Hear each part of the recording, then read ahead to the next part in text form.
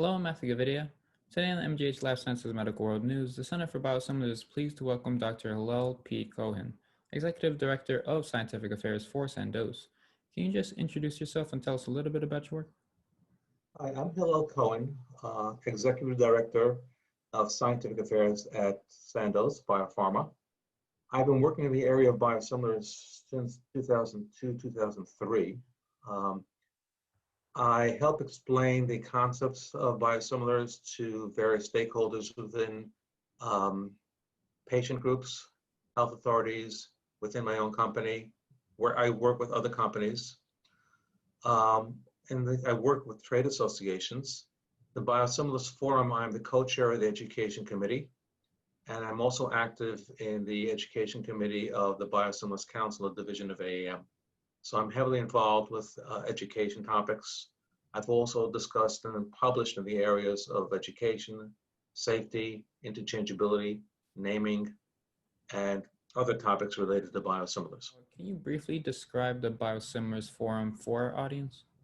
Sure, of course. The Biosimilars Forum is a nonprofit organization whose mission is to promote biosimilars-related education and policy advancement in the U.S. with the intent of expanding access and availability of biological medicines and improving healthcare. Now, we are committed to ensuring that patients and prescribers have complete, truthful, and non-misleading information about biosimilars. What are the issues with biosimilar label descriptions as you see it? Is it not clear enough that biosimilars are as safe and effective as reference products? First, let me say we appreciate the FDA's work on the study, and we look forward to working with the FDA as they evaluate its findings. We believe patients and healthcare providers need to be able to better understand the basic principles of biosimilars. In our comment letter, we urge the FDA to prioritize education about how biosimilars are as safe and effective as their originator product. Also, the FDA's rigorous biosimilar approval process and high quality standards should be emphasized. And also, we think patients should be aware that, that biosimilars have been available and of benefit to patients for many years. Now, currently, the biosimilar labels identify the product as a biosimilar, but they correctly rely on the data of the reference medicines, established efficacy and safety profile. The biosimilar development program is not designed to reestablish the already proven efficacy and safety. Is the currently permitted label promotional material language too negative, and why? The currently permitted promotional language for biosimilars do not contain mandatory disclosure statements because there are no safety or efficacy concerns about biosimilars that need to be disclosed. The efficacy and safety profile of the biosimilar matches that of the reference medicine.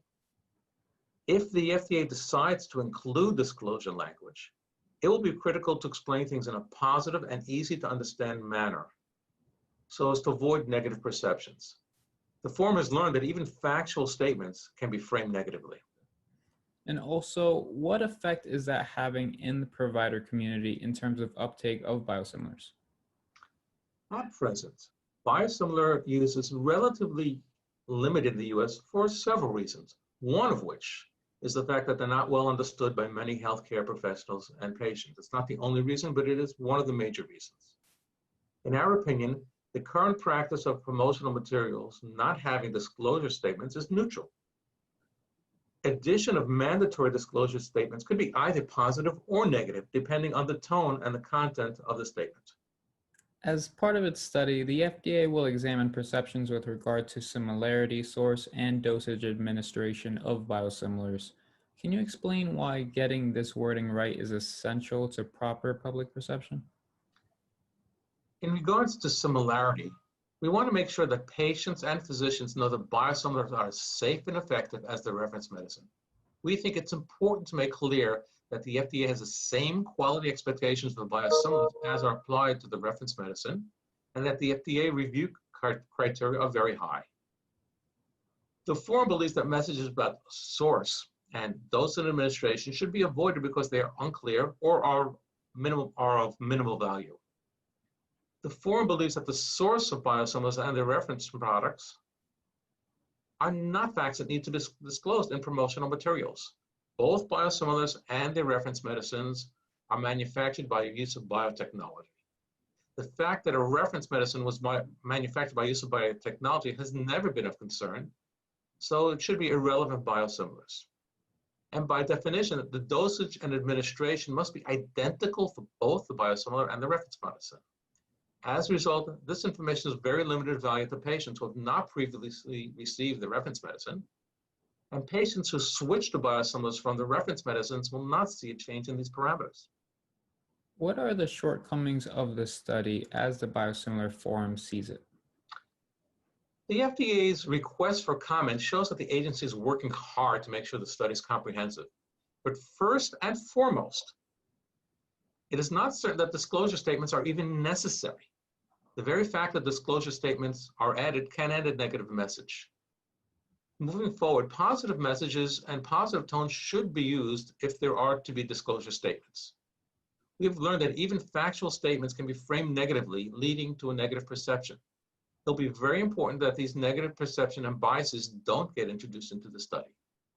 If used, disclosure statements should be relevant, should avoid vague or overly complex topics, and should avoid regulatory or healthcare professional jargon. Also, a sunset provision is needed after a set period of time, such as 3 years, to assess whether or not disclosure statements are still needed. How can a study like the FDA proposes contribute to improvement of consumer and HCP perception of biosimilars and uptake? Now, it is not clear that disclosure statements are even needed. However, if disclosure statements are included, there's an opportunity to improve education about how biosimilars are as safe and effective as their reference medicine, that the FDA has a rigorous biosimilar approval process, that biosimilars are held to high quality standards, and that patients have been benefiting from use of biosimilars for many years. What type of language would you specifically like to see incorporated into package label descriptions? And would this language satisfy the need for clinical objectivity and clarity? The forum recommends 3 specific positive messages be included in disclosure statements should FDA decide that disclosure statements are needed. First, patients can expect that biosimilars will provide the same safety and effectiveness as the reference medicine. Second, the FDA has a rigorous review and approval process applying the same high quality standards to both biosimilars and reference medicines. Third, patients have been benefit from use of biosimilars for many years. And do you have any other thoughts on this FDA study? The forum's comments to the FDA's notice are intended to help enhance the quality, utility, and clarity of the information collected in the FDA study, including what topics are covered, the tone of disclosure statements, avoiding vague or overly complex messages, and establishing a sunset provision for disclosure statements. When biosimilar use is limited in healthcare systems, patients lose access to safe and effective lower cost treatment options, and the healthcare system loses billions in potential savings. Can you describe the current playing field for biosimilars and your concerns about unfairness in language use and anti-competitive practices in promotions? Foreign companies and stakeholders have encountered disparagement and misinformation about biosimilars that has, at a minimum, caused confusion and has likely contributed to slower uptake of some biosimilars. What more could the FDA or FTC do to give biosimilars the chance that they deserve to achieve greater uptake in this country? We were encouraged by the FDA and FTC's workshop and joint statement announcing that they were collaborating to dispel misinformation and address anti-competitive behavior. As stated in our recent biodrugs publication, the public should be encouraged to report examples of potential biosimilar disparagement and misinformation to the FDA and FTC. These bodies will then evaluate the report and take actions as appropriate. To learn more, visit our website at centerforbiosimilars.com. I'm Matthew Gavidia. Thanks for joining us.